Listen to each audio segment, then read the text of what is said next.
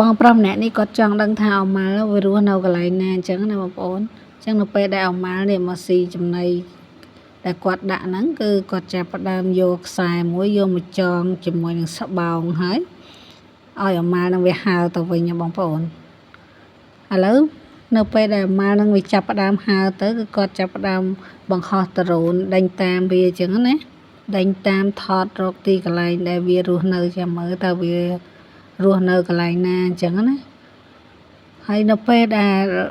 អម៉ាល់នេះហើរទៅគឺហើរទៅឆ្ងាយខ្លាំងណាស់បងប្អូន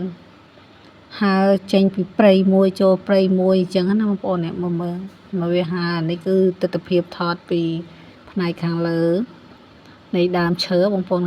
វាហើរទៅឆ្លងកាត់នេះអក្សរសហ្នឹងហើយគឺអាហ្នឹងហើយគឺស្បោងដែលចងនៅកតុយអម៉ាល់ហ្នឹងឯងអញ្ចឹងនៅពេលដែលវាហើរទៅដល់ណាស្បោងហ្នឹងក៏វាទៅដល់ហ្នឹងដូចគ្នាដែរបងប្អូនព្រោះវានៅជាប់នឹងគូតអម៉ាល់ហ្នឹងឯងឥឡូវវាចាប់ផ្ដើមហើរទៅចន្លោះព្រៃហ្នឹងបងប្អូនឃើញទេសតតែព្រៃហើយព្រៃនេះគឺព្រៃក្រាស់ណាបងប្អូនព្រៃក្រាស់ខ្មឹកខៀវស្ងាត់ហ្មងណាយើងថតពីលើទៅមើលទៅស្អាតខ្លាំងណាស់បងប្អូនអើយនេះមើលឥឡូវចូលទៅណាបាត់ហើយនេះឃើញទេរកអត់តាន់ឃើញអញ្ចឹងយើងប្រើដ្រូនដេញតាមថតណាបងប្អូនព្រោះអីបើសិនយើងថតឲ្យខ្លួនឯងក៏ថតបានដែរព្រោះអីព្រៃជ្រៅណានេះឥឡូវរកឃើញបងប្អូននេះមកនៅក្នុងដីនេះនៅក្រោម